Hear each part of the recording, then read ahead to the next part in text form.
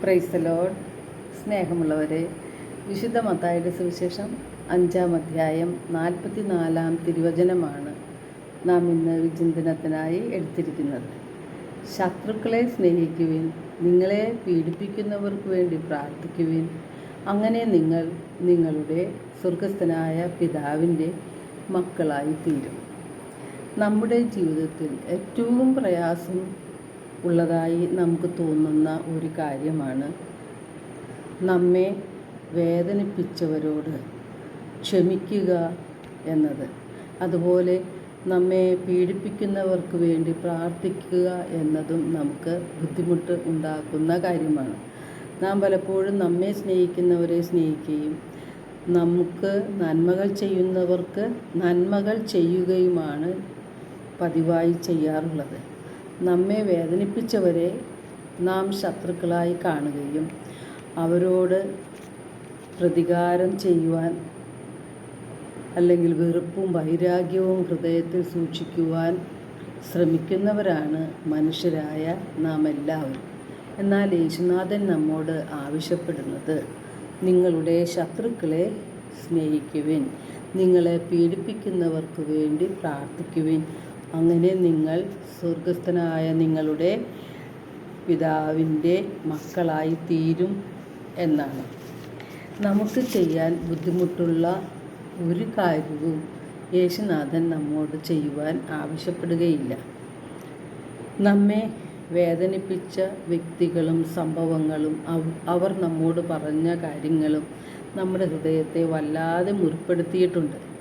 നാം വളരെയേറെ സ്നേഹിക്കുന്നവരും കഷ്ടപ്പെട്ട് വളർത്തി വലുതാക്കിയവരും പ്രായമായി കഴിയുമ്പോൾ നമ്മെ അവഗണിക്കുകയും ഒറ്റപ്പെടുത്തുകയും കുറ്റപ്പെടുത്തുകയും എല്ലാം ചെയ്യുമ്പോൾ നമ്മുടെ ഹൃദയത്തിൽ ഏൽക്കുന്ന വേദന വളരെ വലുതാണ്. അതുകൊണ്ട് തന്നെയാണ് അവ മറക്കാനും ക്ഷമിക്കാനും പൊറുക്കാനും ഒന്നും നമുക്ക് സാധിക്കാതെ വരുന്നത്. നാം ആത്മാർത്ഥമായി നമ്മെ വേദനിപ്പിച്ചവരോട് ക്ഷമിക്കുവാൻ ആഗ്രഹിച്ചാൽ അതിനുള്ള വഴി അല്ലെങ്കിൽ ശക്തി ദൈവം തന്നെ നമുക്ക് തരും. പ്രഭാഷകൻ 15:15 തിരുവചനം പറയുന്നത്, മനസ്സ് വച്ചാൽ നിനക്ക് കൽപ്പനകൾ പാലിക്കാൻ സാധിക്കും, വിശ്വസ്തതാപൂർവം വർത്തിക്കണമോ വേണ്ടയോ എന്ന് തീരുമാനിക്കേണ്ടത് നീയാണ്.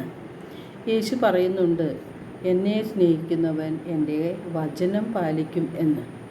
നാം ശത്രുക്കളെ സ്നേഹിക്കുമ്പോൾ, നമ്മെ പീഡിപ്പിച്ചവർക്ക് വേണ്ടി പ്രാർത്ഥിക്കുമ്പോൾ യേശുവിനെ നാം സ്നേഹിക്കുകയും യേശുവിനെ അനുസരിക്കുകയുമാണ് ചെയ്യുന്നത്.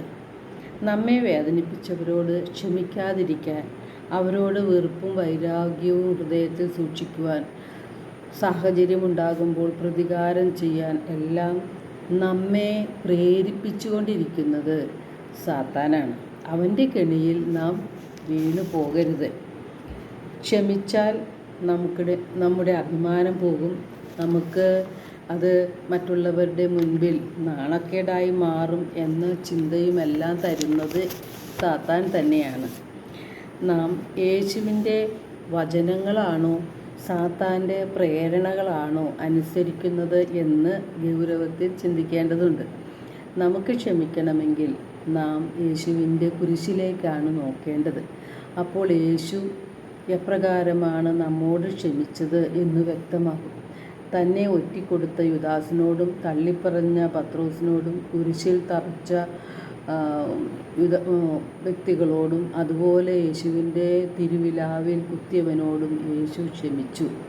മാത്രമല്ല, തന്നെ വേദനിപ്പിച്ചവർക്ക് വേണ്ടി യേശു പിതാവായ ദൈവത്തോട് പ്രാർത്ഥിച്ചു. ഇവർ ചെയ്യുന്നത് എന്തെന്ന് അറിയായ്കയാൽ ഇവരോട് ക്ഷമിക്കണമേ എന്നാണ് പിതാവിനോട് യേശുനാഥൻ പ്രാർത്ഥിച്ചത്. ഇന്നും പാപം ചെയ്ത യേശുവിനെ വേദനിപ്പിക്കുന്ന നമ്മോട് യേശു ക്ഷമിക്കുകയും പിതാവിനോട് പ്രാർത്ഥിക്കുകയും ചെയ്യുന്നുണ്ട്. നമ്മോടൊപ്പമാകാൻ അപ്പമായി മാറി തിരുവോസ്തിയിൽ വാഴുന്ന യേശുനാഥൻ നമ്മോട് ആവശ്യപ്പെടുന്നതും ശത്രുക്കളെ സ്നേഹിക്കുവാനും നമ്മെ പീഡിപ്പിക്കുന്നവർക്ക് വേണ്ടി പ്രാർത്ഥിക്കുവാനുമാണ്.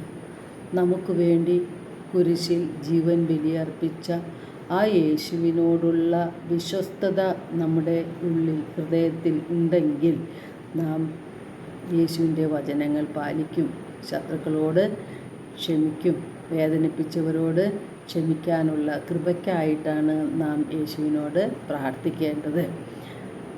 അപ്പോൾ നാം ദൈവപിതാവിൻ്റെ മക്കളായി മാറും. യേശുവിൻ്റെ കുരിശിലേക്ക് നോക്കി ക്ഷമിക്കുവാനുള്ള ശക്തിക്കായിട്ട് നമുക്ക് നിരന്തരം പ്രാർത്ഥിക്കാം.